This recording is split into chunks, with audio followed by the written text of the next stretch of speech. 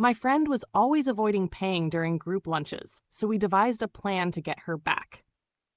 I'm a 25-year-old female who has been working at a marketing company for 3 years. I enjoy my job.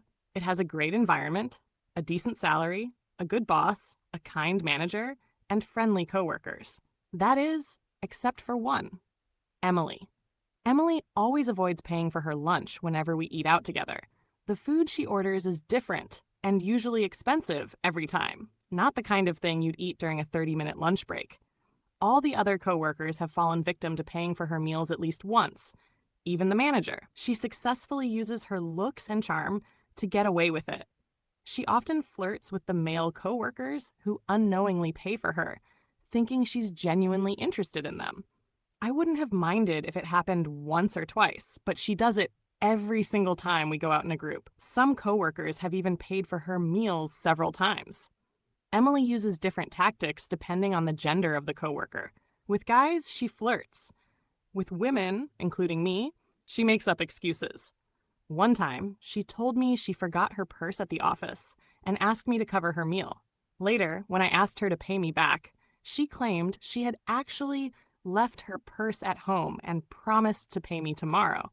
The next day, she said the amount was too small and that I should just consider it me treating her. I honestly didn't care about the money. If she had just asked nicely, I might have treated her without expecting anything back. But she promised to pay, and then didn't. We didn't find out what she was doing right away, because she used her tactics individually only when she was alone with her so-called victims. I found out by chance. Emily was on medical leave, and I was chatting with some coworkers in the pantry.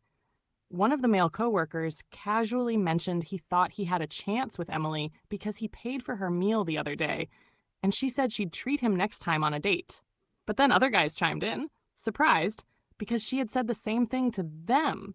It turned out she would ask each guy out on a treat date, then use the same excuse about forgetting her wallet and make them pay again. They all tried to get second dates, but she kept giving them excuses. Eventually, they gave up. After that day, I went around asking others if they had ever treated Emily to a group lunch.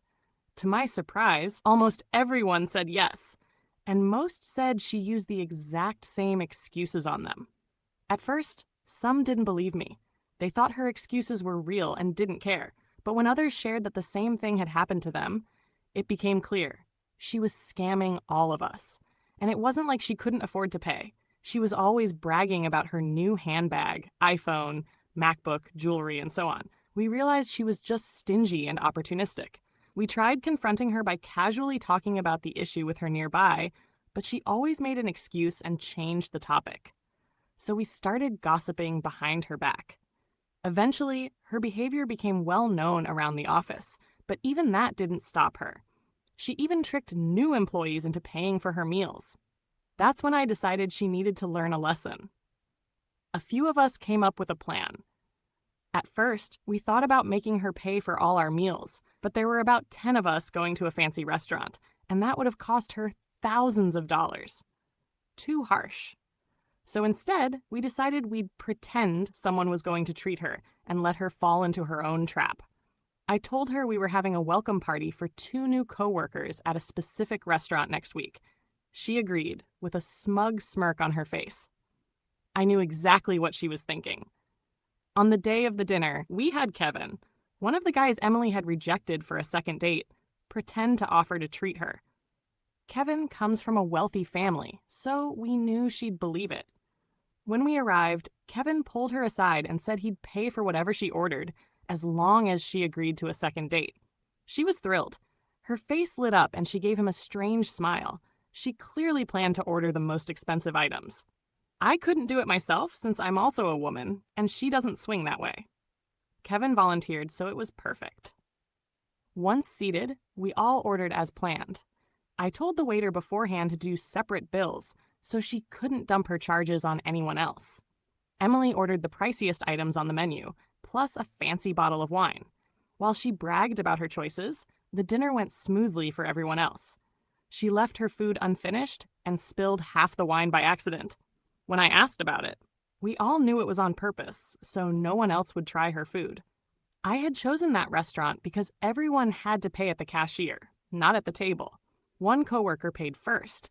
Then, when it was Kevin's turn, Emily got up to go with him. But I pretended to ask her something, and she sat back down to talk to me. She kept glancing nervously at Kevin, worried he might see her bill. Kevin gave her an okay hand signal, and she looked relieved, thinking he had paid for her.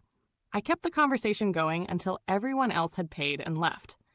Then I walked with her to the exit. The cashier stopped us, saying there was still one unpaid bill. Emily frowned and told me I needed to pay. She even apologized to the cashier, claiming I must have forgotten. But the cashier said the remaining bill was the most expensive one, and that Kevin had only paid for himself.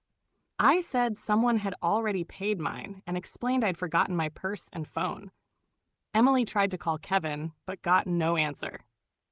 The cashier told her she could use Apple Pay, but she admitted she didn't have enough money in her account. She'd used it all for her lavish lifestyle and had no emergency fund. She begged me to pay and promised to repay me in installments. I told her again that I couldn't help without my purse. The cashier warned that if she didn't pay, they'd have to involve the police. I nearly called the whole thing off, but fortunately, she didn't want to make a scene either. She called her mom for help. After a while, her mother arrived and was shocked at the bill. She gave Emily a look, paid the bill, and told her to come straight home. Emily followed her quietly, clearly afraid. Who knew someone like her would finally pay dearly for her actions? Later, she asked Kevin why he didn't pay. He reminded her he said he would pay if she agreed to a second date, which she didn't. So technically, he didn't break his word. We all told her the dinner was planned to make her realize what she had done to everyone. From that day forward, people treated her differently. A month later, she resigned, and we were all relieved. Like and subscribe. Share if something like this has happened to you or someone you know.